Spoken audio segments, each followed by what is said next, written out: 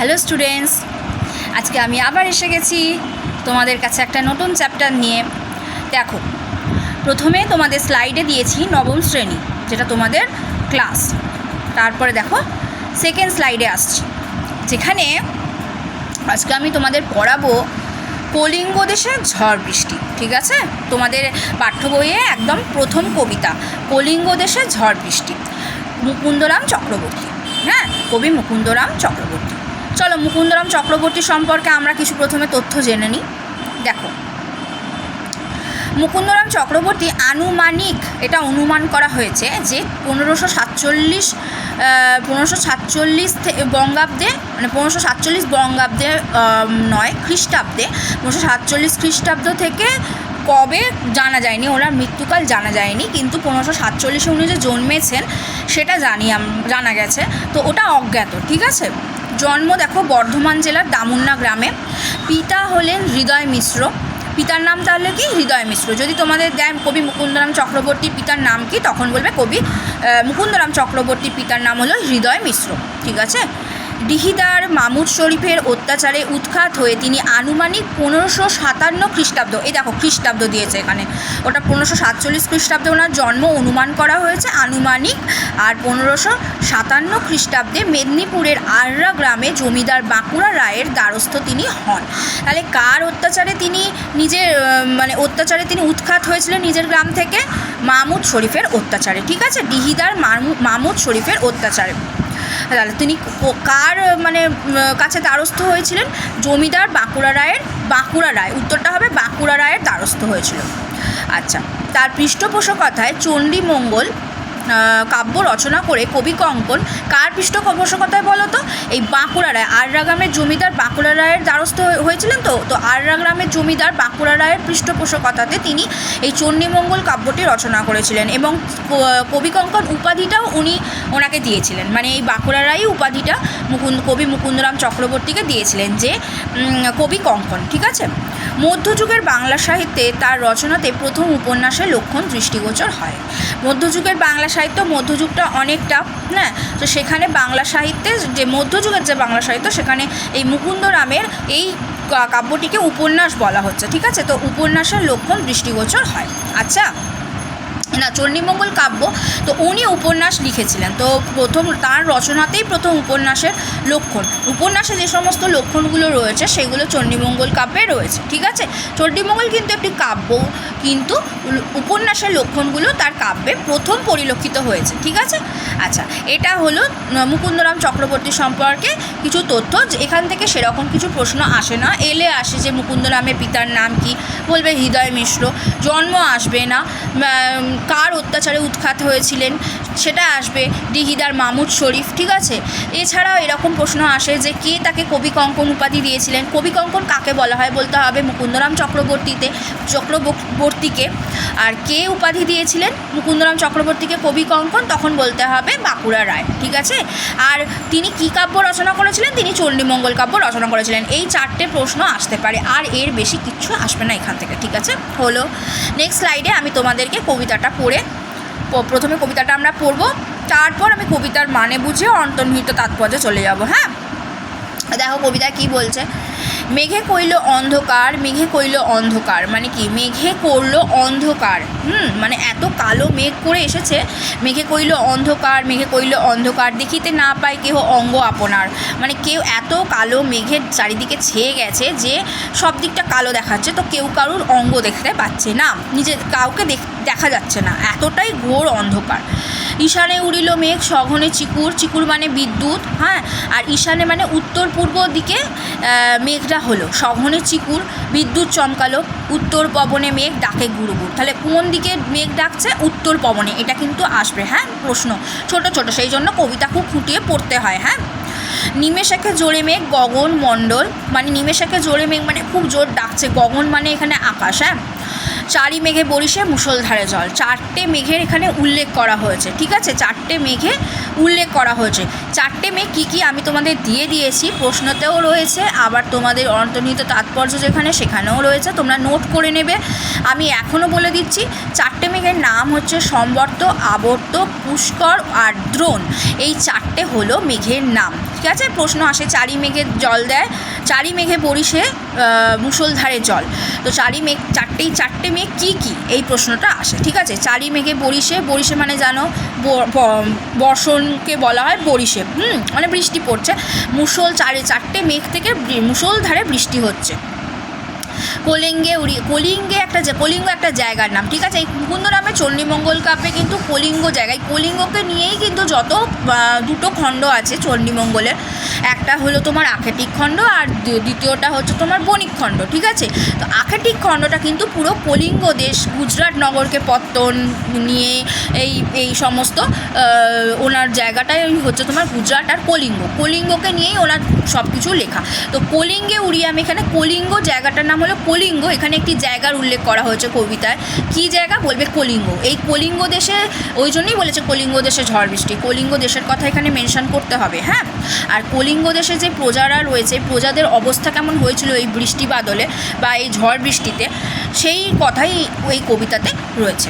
তো চারি মেঘে বরিশে মুষলধারে জল, কলিঙ্গে উড়িয়া মেঘ ডাকে উচ্চনাদ, খুব জোরে মেঘ ডাকছে। ঠিক আছে, প্রলয় গনিয়া প্রজা ভাবয়ে বিষাদ, মানে কী করলো, ভাবছে প্রজারা, কি ভাবছে না খুব জোর প্রলয় এসে গেছে, এখন খুব মানে প্রলয় মানে ধ্বংস, জানো তোমরা। তো সেই ধ্বংসের ভয়ে তারা কিন্তু বিষাদগ্রস্ত, মানে কি খুব মন খারাপ হয়ে গেল, সবাই বিষাদে আছে। হুড় হুড় দূর দূর বহে ঘন ঝড়, ঝড়টা কীরকমভাবে বইছে যেন মনে হচ্ছে হুড় হুড় করে, খুব মানে হুড় হুড় দূর দূর একদম আওয়াজ করে একদম ছনছন ঝড় বইছে। হুড় হুড় দূর দূর বহে ঘন ঝড়।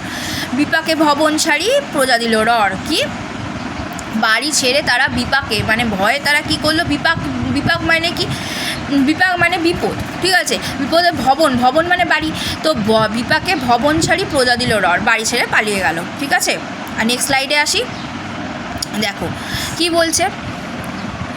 ধুলে আচ্ছাদিত হইল যে ছিল হরিত, ধুলে আচ্ছাদিত কি হলো, প্রজাদের তো প্রজারা তো চাষবাস করে, ফসল টসল ফলায়, তো ফসল ফলায় সে হরিত মানে এখানে সবুজ শস্যের কথা বলা হয়েছে। হ্যাঁ, ধুলে আচ্ছাদিত হলো, উল্টিয়া পরে শস্য প্রজা চমকিত, এখন কিছু এত অবস্থা খারাপ হয়ে গেছে, শস্য উল্টে মানে শস্য হচ্ছে। ঠিক আছে, ধুলে চারি মেঘে জল দেয় অষ্ট গজরাত, চমকিত হয়ে যাচ্ছে মানে প্রজারা, কেননা বৃষ্টি হলে আমরা জানি ফসল ফলে, তাই তো উল্টিয়া পরে শস্য প্রজারা চমকিত হয়ে গেল, মানে চমকে উঠলো। হ্যাঁ, আচ্ছা, এবার বলছে তোমার চারি মেঘে জল দেয় অষ্ট গজরাজ, এখানে বলা হয়েছে চারটে মেঘ থেকে মানে চারটে মেঘে কারা জল দিচ্ছে, মানে 8টা গজরাজ বলতে হাতি, এখানে 8টা হাতিতে জল দান করছে। হ্যাঁ, 8টা হাতিরও আমি নাম পরে দিয়ে দিয়েছি, দেখে নেবে, আমি বলেও দেবো। সঘনে চিকুর করে ব্যঙ্গ তর্কাবাজ, ব্যঙ্গ মানে এখানে ব্যাং। ঠিক আছে, ব্যঙ্গ তর্কাবাজ, ব্যাং ডাকে জানো তোমরা, বৃষ্টি বাদল এলে, মেঘ ফেক করলে, বৃষ্টি পড়লে। করিকর সমান বরিশে জলধর, ওই যে করিকর বলতে এখানে কিন্তু হাতির কথাই বলা হয়েছে, হাতির সুর, করিকর বলতে এখানে হাতির সুরের কথা বলা হয়েছে। করিকর সমান বরিশে জলধারা, সমানভাবে জল পড়ছে, সুরে করে তো জল দিচ্ছে। হ্যাঁ, জলে মহি একাকার পথ হইল হারা, মানে এত চারিদিকে পৃথিবীতে, মহি মানে পৃথিবী। হ্যাঁ, তো মহিতে মানে পৃথিবীটা জলে ভরে একাকার হয়ে গেল, যে মানে যাতায়াতের পথগুলোই হারিয়ে গেল, পথ হইল হারা। ঘন ঘন শুনি চারি মেঘের গর্জন, ঘন ঘন চারটে মেঘ যেন ডাকছে। হ্যাঁ, এত গুরুগম্ভীর আওয়াজ, চারটে মেঘ একসাথে, কারো কথা শুনিতে না পায় কোনোজন, এত মেঘের গর্জনে কেউ কারুর কথা শুনতে পেল না, মানে ওই কলিঙ্গ দেশের যে স্থানীয় বাসিন্দা যারা তোমার প্রজারা রয়েছে, কেউ কারুর কথা শুনতে পেল না। আচ্ছা, পরিচ্ছিন্ন নাহি সন্ধ্যা দিবস ও রজনী, পরিচ্ছিন্ন মানে বিচ্ছিন্ন নয়, মানে তোমার সন্ধ্যা দিবস রজনী সব এক মনে হচ্ছে, মানে সকালবেলাও যা, সন্ধেও তা, রজনী মানে রাত্রি, সব এক। কলিঙ্গে সঙ্গরে সকল লোক যে জৈমিনী, এখন জৈমিনী মুনি এখানে পুরাণের প্রসঙ্গকে তিনি টেনে এনেছেন। জৈমিনী হচ্ছে একজন মুনি, তো তাকে তার কথা সঙ্গরে মানে স্মরণ করা, মানে মনে করা, জৈমিনীর কথা ওরা ভাবছে, মনে করছে। হুড় হুড় দূর দূর শুনি ঝনঝন, আবার ঝড় বইছে, হুড় হুড় দূর দূর, আবার উনি মেনশন করছেন এখানে, মানে উল্লেখ করেছেন, হুড় হুড় দূর দূর শুনি ঝনঝন। না পাই দেখিতে কেহ রবির কিরণ মানে সূর্যের কিরণ দেখা যাচ্ছে না। সূর্য উঠবে কীভাবে, সূর্য যেমন জায়গায় আছে তেমনই, কিন্তু সূর্যের কিরণ পাওয়া যাচ্ছে না, এতই কালো মেঘ ঘন ঘটা। না পায় দেখিতে কেহ রবির কিরণ। গর্তছাড়ি ভুজঙ্গ ভাসিয়া বুলে জলে, গর্তছাড়ি মানে ভুজঙ্গ মানে সাপ, কোথায় থাকে, গর্তে থাকে, মাটিতে। তো সে কী করলো, গর্ত ছেড়ে মানে বেরিয়ে ভেসে উঠেছে জলে। হ্যাঁ, সেটাই বলছে, ভাসিয়া পুলে জলে নাহি জানি জলস্থল কলিঙ্গ মণ্ডলে। জলস্থল আর এক হয়ে গেছে সমান, যেমন আমাদের যখন বন্যা হয় তখন কী হয়, সব তো এক হয়ে যায়, সেরকম কলিঙ্গ পুরো ভেসে গেছে। নাহি জানি নিরবধি 7 দিন বৃষ্টি নিরন্তর। বৃষ্টি নিরন্তর হচ্ছে 7 দিন ধরে, এই প্রশ্নটা আসে যে কলিঙ্গ দেশে ঝড় বৃষ্টিতে কদিন বৃষ্টির কথা এখানে বলা হয়েছে, বলতে হবে 7 দিন বৃষ্টির কথা বলা হয়েছে। তো 7 দিন ধরে 1 সপ্তাহ টানা বৃষ্টি হয়েছে এরকম, হ্যাঁ, অবিরাম। আচ্ছা, আছুক শস্যের কার্য হেজ্জা গেল ঘর। শস্যের কার্য তো সব শেষ হয়ে গেল। হ্যাঁ, আচ্ছা, হেজ্জা গেল ঘর মানে ঘর বাড়ি যেগুলো ছিল পাতার, ধরো কুটির আছে যে মাটির বাড়ি, সব জলে ভিজে পচে গেল। হেজ্জা মানে পচে যাওয়া, জলে ভিজে পচে যাওয়া, ঠিক আছে। মেঘঝাতে পড়ে, যেখানে কোনো ক্রমে ওখানকার প্রজারা রয়েছে, হ্যাঁ, মেঘঝাতে পড়ে শিল বিদারিয়া চাল। এমন বড় বড় শিল পড়ছে চাল ভেদ করে, ঘরের চাল ভেদ করে, যেন মনে হচ্ছে যে ধরো খড়ের চাল রয়েছে, তো সেই খড় ফড় সব হয়ে গেল, খড়ের চাল মাটির বাড়ি, তো সেগুলো সব পচে গেছে। এবার খড়ের চাল, এবার ধরো চাল ভেদ করে বড় বড় শিল মেঝেতে পড়ছে। ওই শিলগুলোকে বলছে ভাদ্রপদ মাসে যেন পড়ে থাকা তাল, বড় বড় যে ভাদ্র মাসের তাল হয়, ওই তালের মতো শিলগুলোকে মনে হচ্ছে, ঠিক আছে, যেন মনে হয় পড়ে থাকা তাল, ঠিক আছে। এখানে তাহলে যদি বলে কোন মাসের কথা বলা হয়েছে, বলবে ভাদ্র মাসের কথা বলা হয়েছে। চণ্ডীর আদেশ পান বীর হনুমান। চণ্ডী মানে দেবী চণ্ডী। চণ্ডীমঙ্গল কাব্যে মুকুন্দরাম চক্রবর্তী দেবী চণ্ডীকে নিয়ে এসেছেন। দেবী চণ্ডী ছিলেন, জানো দেবী চণ্ডীর কথা, তো দেবী চণ্ডী নিজের পুজো উপলক্ষে এই মানে মর্তধামে এসেছিলেন। নিজের হরিণীর ছদ্মবেশে ফুল্লরার কাছে উনি ধরা দিয়েছিলেন, এবং ওনার নিজের পূজা প্রচারের জন্যই তিনি এই জিনিসগুলো করতেন। কী করতেন, চণ্ডী বলেছেন যে বীর হনুমান মঠ অট্টালিকা ভাঙি করে খান খান। মঠ অট্টালিকা চণ্ডীর আদেশে বীর হনুমান খান খান ভেঙে খান খান করে দিল। তাহলে এটা চণ্ডীর ক্রোধ, ঠিক আছে, কারণ উনি পুজো পাবে, তার আগে এই রকম অবস্থা তিনি করছেন, আবার শান্ত হবে। আচ্ছা, এবার দেখো বীর হনুমান। চারিদিকে বহে ঢেউ, চারিদিকে বহে ঢেউ পর্বত বিশাল। কী আছে, চারিদিকে এমন ঢেউ দিয়েছে যেন বিশাল বিশাল পর্বত, ঠিক আছে। এত ঢেউ কেন না, পাশে নদী রয়েছে, বোঝাই যাচ্ছে। উঠে পড়ে ঘরগুলো করে দলমল। এমন নদীর ধাক্কায় মানে এতটাই বন্যা হয়েছে, আর নদীর ধাক্কা যাচ্ছে, নদীর ধাক্কা কী হচ্ছে, উঠে পড়ছে, দলমল করছে, কি ভরা বাড়িগুলো, ঠিক আছে। তাহলে বুঝতে পারছো, এখানে প্রশ্ন আসবে চণ্ডীর আদেশ কে পান, বলতে হবে বীর হনুমান। হ্যাঁ, কে মঠ অট্টালিকা ভেঙে খান খান করে দেয়, বলতে হবে বীর হনুমান। চণ্ডীর আদেশে ধায় নদ নদীগণ। নদ নদীগণও ওইভাবে দেবী চণ্ডীর আদেশে যাচ্ছে, তাদেরও কিছু করার নেই। নদ নদীগণগুলো কী করছে, চণ্ডীর আদেশে ধাইছে। যদি বলে চণ্ডীর আদেশে ধাই কি, নদ নদীগণ, ঠিক আছে। অম্বিকা মঙ্গল, কী আছে দেখো, অম্বিকা মঙ্গল গান শ্রী কবি কঙ্কন। তাহলে এই যে ভণিতা, এটা হচ্ছে ওনার ভণিতা, একদম শেষের দিকে থাকে শ্রী কবি কঙ্কনের, বলছে না, এবার শ্রী কবি কঙ্কন পুরো কবিতাটা করলেন, তো গান গাইছেন, ঠিক আছে। তো এটা হলো ওনার চণ্ডীমঙ্গল কাব্যের একটা ছোট্ট খণ্ড। এখানে চণ্ডীমঙ্গলের আখ্যাটিক খণ্ড থেকে কিছুটা অংশ এখানে তুলে দিয়ে কবিতাটা করা হয়েছে, তোমাদের যেটা পাঠ্য বইয়ের অংশ। তাহলে তোমাদের কবিতাটা বোঝা গেল, আমি পড়াতে পড়াতে একেবারে বুঝিয়ে দিলাম। আচ্ছা, এবার আমি অন্তর্নিহিত তাৎপর্যে যাব, যেখানে দেখো সারমর্মে চলে আসি। হ্যাঁ, একটু তোমরা নোট করে নিও, আর বারবার পড়বে, তাহলে বুঝতে পারবে। দেখো সারমর্মে বলেছি, কবি কঙ্কন মুকুন্দরাম চক্রবর্তী কবিতায় কলিঙ্গ দেশের একটা মুহূর্তের বর্ণনা করেছেন। কবিতায় দেখানো হয়েছে ঝড় বৃষ্টি, কালো মেঘের ঘন ঘটায় কাউকে দেখা যাচ্ছে না। মেঘের গর্জনের কথা উনি বলছেন। এতই মেঘের উচ্চ নিনাদ যে, এটা মেয়ে নয়, এটা যে হবে, হ্যাঁ, যে প্রজারা প্রলয়ের ভয়ে বিষাদগ্রস্ত হয়ে পড়েছে। 4টে মেঘের কথা এখানে উল্লেখ করা হয়েছে। সেইগুলো হলো, দেখো, সম্বর্ত, আবর্ত, পুষ্কর আর দ্রোণ। এই 4টে মেঘ থেকে মুষলধারে বর্ষণ হচ্ছে, ঘন ঘন ঝড় বইছে। ভয় পেয়ে প্রজারা তাদের বাড়িঘর ছেড়ে চলে যাচ্ছে। ধুলে আচ্ছাদিত হলো সবুজ ফসল। তারপরে বলেছে কি, ধুলে আচ্ছাদিত হওয়ার ফল প্রথমে খরা, তারপর ধরো বন্যা, খুব প্রচণ্ড বৃষ্টি হলে ধরো ওই যে শরীর শস্য ফলছে, সেটা চমকিত। ওইটা আমি আর দিইনি, মানে প্রজারা চমকিত হয়ে গেছে, কেননা শস্যগুলো পুরো একদম উল্টে পড়ছে বলছে। তো এখানে কবি মুকুন্দরাম চক্রবর্তী অষ্টগজরাজের কথা বলেছেন। অষ্টগজরাজ কি, যারা 4 মেঘে জলদান করছে, অর্থাৎ এখানে যে, এটা আবার যে হবে, মেয়ে হয়েছে এটা, প্রিন্টিং টাইপিংয়ে প্রবলেম হয়ে গেছে, মানে মিস্টেক হয়েছে। তা কি অর্থাৎ এখানে যে 8টি হাতির কথা বলা হয়েছে তারা হলো কারা কারা, দেখো এখানে 8টি হাতিও কিন্তু তোমাদের প্রশ্নে আসে। কি? ঐরাবত, পুণ্ডরিক, বামন, কুমুদ, অঞ্জন, পুষ্পদণ্ড, সার্বভৌম, সুপ্রতীক। ঠিক আছে, মনে থাকবে? ঐরাবত, পুণ্ডরিক, বামন, কুমুদ, অঞ্জন, পুষ্পদণ্ড, সার্বভৌম আর সুপ্রতীক। এই হলো 8টা গজরাজ। করিকর অর্থাৎ হাতির সুর দিয়ে, হাতির যে সুর, এই সুর দিয়ে সমান জলধারা বর্ষিত হচ্ছে, আগেই বললাম। ঠিক আছে, আচ্ছা চলো নেক্সট পেজে যাই। মহী অর্থে পৃথিবী জলে ভরে একাকার হয়ে গেছে। এত মেঘের গর্জন যে কেউ কারোর কথা শুনতে পাচ্ছে না। কলিঙ্গের প্রজারা জৈমিনী ঋষিকে স্মরণ করেছে। এখানে কবি পুরাণ প্রসঙ্গকে টেনেছেন। কালো মেঘে আকাশ ছেয়ে যাওয়ায় সূর্যের কিরণ কেউ দেখতে পাচ্ছে না। ভুজঙ্গ অর্থাৎ সাপ গর্ত ছেড়ে বেরিয়ে জলে ভেসে উঠেছে। 7 দিন নিরন্তর বৃষ্টির কথা কবি বলেছেন। শস্যের কাছে ক্ষয়ক্ষতি হলো। হ্যাজ্জা অর্থাৎ জলে ভিজে পচে গেল ঘর। ঘরের মেঝেতে ঘরের চাল ভেদ করে শিল পড়তে থাকে। যেন মনে হয়, এটা কেন হয়েছে, এটা মানে টাইপিংয়ে মিস্টেক হয়ে গেছে, একটু ঠিক করে নিও। এটা যেন মনে হয় ভাদ্র মাসে পড়ে থাকা, ভাদ্র মাসে পড়ে আছে, তাল পড়ে আছে। ঠিক আছে, ভাদ্র মাসে এটা তাল হবে, তোমরা এটা ঠিক করে নাও। যেন মনে হয় ভাদ্র মাসে তার পড়ে আছে, এটা তাল হবে। ঠিক আছে, তাল পড়ে আছে। দেবী চণ্ডীর আদেশে বীর হনুমান মঠ অট্টালিকা ভেঙে খান খান করে ফেলছেন। বড় বড় পর্বতের মতো ঢেউ উঠছে। দেবী চণ্ডীর আদেশে নদ নদীগণ ধেয়ে গেল, যার ফলে ঘরবাড়িগুলো টলে যাচ্ছে।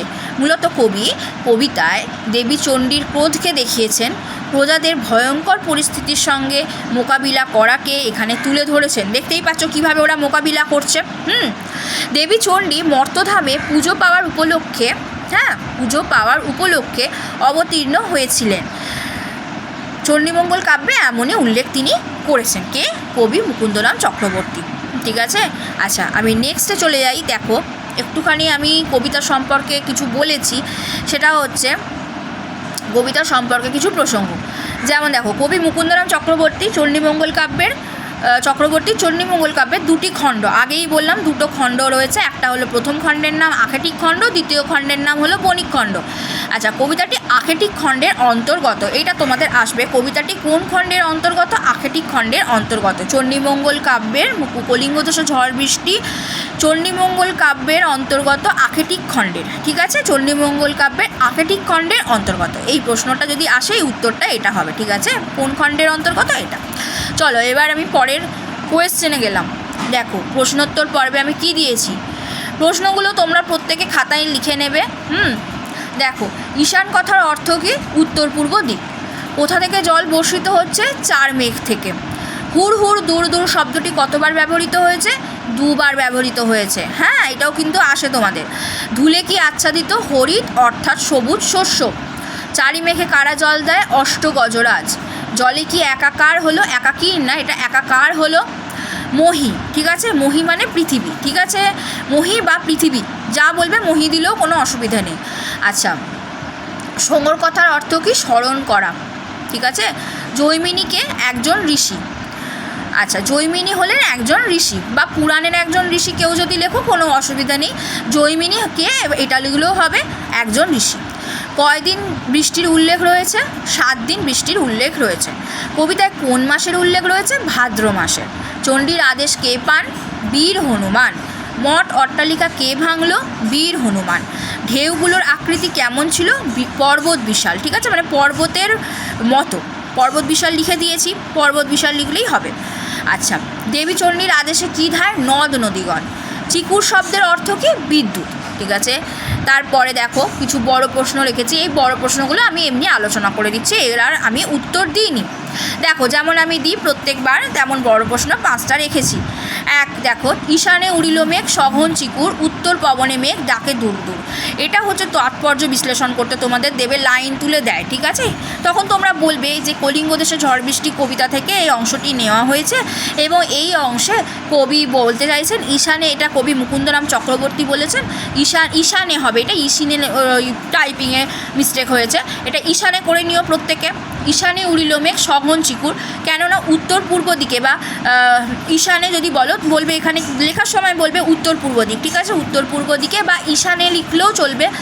উড়িল মেঘ সঘন চিকুর, ঘন ঘন বিদ্যুৎ চমকাচ্ছে এবং তিনি বিদ্যুৎ চমকানোর কথা বলেছেন। কলিঙ্গ দেশে ঝড় বৃষ্টির কথা, ভয়ানক একটা মানে ঝড় বৃষ্টির এখানে উল্লেখ করেছেন। সেই উল্লেখ করতে গিয়ে তিনি তার আগে যে মেঘ করে এসেছে, বিদ্যুৎ চমকাচ্ছে, তার ব্যাখ্যা করতে গিয়ে তিনি এই কথাটি বলেছেন, এই প্রসঙ্গটিকে টেনে এনেছেন। উত্তর পবনে ডাকে মেঘ দূর দূর, এত জোরে জোরে মেঘ ডাকছে দূর দূর আওয়াজ করে যে প্রজারা ভয় পেয়ে যাচ্ছে, এটাই তার তাৎপর্য, ঠিক আছে। আর কিছু বিশেষ লিখতে হবে না, হলো। এইটা দেখো টু দ্য পয়েন্ট করবে, যতই থাকুক তোমাদের নাম্বার 2 নম্বরে তোমাদের হয়তো থাকে না, যদিও বা থাকে, আমার যতদূর সম্ভব 5-এ প্রশ্ন আসে তোমাদের, ঠিক আছে। প্রজারা কেন বিষাদে পড়লো, বিষাদে কেন পড়লো বলো তো, এমন যদি 2-এর প্রশ্ন 1-2 থাকেও তোমাদের, 2-এর প্রশ্নও থাকে, মনে হচ্ছে কোশ্চেন প্যাটার্নটা 5-এর প্রশ্নটাই আমি এখানে রেখেছি, জানো তো। আর 2-এ দিলে কিন্তু বেশি লিখবে না, 2 কি 3টে সেন্টেন্সের মধ্যে শেষ করবে। আর 5-এ হলে কিন্তু ওই যেগুলো বললাম 4-5টার বেশি সেন্টেন্স তোমরা দেবে না, হলো। একদম টু দ্য পয়েন্ট আনসার করবে। প্রজারা কেন বিষাদে পড়লো বলো তো, কেন পড়লো তোমরা জানো? এত বৃষ্টি হচ্ছে আর এত মেঘ করে এসেছে, একে অপরকে দেখতে পর্যন্ত পাচ্ছে না, কেউ কারোর আওয়াজ শুনতে পাচ্ছে না মেঘের গর্জনে। সেই কারণেই এখানে কিন্তু বলছে প্রজারা বিষাদে পড়ে গেল, কী করে তাদের ঘর বাড়ি ভেসে গেল, হ্যাঁ, তাদের শস্যের কাজের ক্ষয়ক্ষতি হলো, এইগুলো মেনশন করতে হবে, ঠিক আছে। 4 মেঘে জল দেয় অষ্টগজরা, 4টি মেঘ কি আগেই বলে দিয়েছে, 4টি মেঘ কি ও অষ্টগজরাজ কী কী নাম ওখানে দিয়ে দিয়েছি, তোমরা প্রত্যেকে কিন্তু ওইগুলো খাতায় নোট করে নাও। ভাদ্র মাসে যেন পড়ে থাকা তাল, এটা মেনো হয়ে গেছে, এটা যেন হবে, হ্যাঁ। ভাদ্র মাসে যেন পড়ে থাকা তাল, প্রসঙ্গ উল্লেখ করো যদি বলে। ভাদ্র মাসে কেন বলছে এরকম কথাটা বলো তো? এই এমন শিল পড়ছিল ঘরের চাল ভেদ করে, সেগুলো এত বড় বড় শিল, এটা বলবে এত বড় বড় শিল যে মনে হচ্ছে ভাদ্র মাসে পড়ে থাকা তাল, এই কথাটা বলতে হবে। ওই জন্য তিনি এই প্রসঙ্গকে ওই তালের সাথে তুলনা করে, শিলকে সে তালের সাথে তুলনা করার প্রসঙ্গে তিনি এই কথাটি টেনে এনেছেন, ঠিক আছে, এইটা বলতে হবে। আচ্ছা, 5 নম্বরে দেখো বলছে, মঠ অট্টালিকা ভাঙি করে খান খান, ভাঙি করি খান খান, মঠ অট্টালিকা ভাঙি করি খান খান, কি না দেখো, মঠ অট্টালিকা ভাঙি করে নয়, ভাঙি করি হবে, খান খান কে না, মঠ অট্টালিকা ভাঙি করে খান খান, বীর হনুমান করছে তো করেই আছে, করি নেই, মঠ অট্টালিকা ভাঙি করে খান খান, ঠিক আছে। বলছে কে কেন মঠ অট্টালিকা ভেঙে খান খান করলো বলো তো। এখানে তোমরা নিশ্চয়ই পারবে, সেটা হচ্ছে তোমরা কিন্তু কমেন্টে পারলে একটুখানি উত্তরগুলো লিখে আমাকে জানাও, ঠিক আছে। আমি দেখে নেব যে তোমরা এর উত্তরগুলো ঠিকমতো করতে পারছো কি না, ছোটো ছোটোগুলো, কে যেমন প্রশ্নের উত্তর, যেমন দেখো মঠ অট্টালিকা ভাঙি করে খান খান, কে মঠ অট্টালিকা জানো তোমরা, বীর হনুমান বলেই দিলাম। আর কেন করছে বলো তো, চণ্ডীর আদেশ পেয়েছে, দেবী চণ্ডীর আদেশ পেয়েছে, দেবী চণ্ডীর ক্রোধের কারণে দেবী চণ্ডী এই আদেশ দিয়েছিলেন বলেই কিন্তু খান খান করেছে, ঠিক আছে। শুধু দেবী চণ্ডীর আদেশ লিখলেই হবে, ওনার আদেশে কিন্তু বীর হনুমান মঠ অট্টালিকা ভেঙে খান খান করলো। এটা 2 মার্কসের হলো। 1 নম্বরের হলো কে করে আর কেন করে, ঠিক আছে, হলো 1+1 বা একেবারে 2 এরকম 1+1ই দেবে, এইরকম।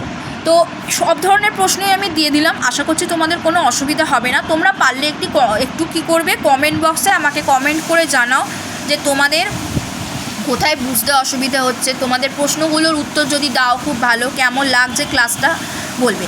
প্রত্যেকটা পেজের খুঁটিয়ে খুঁটিয়ে দেখে নেবে, প্রত্যেকটা নোটস তোমরা নোট করে নেবে, ঠিক আছে। আজকে তাহলে আমি এই কবিতাটা পড়ালাম, ঠিক আছে, চলো বাই।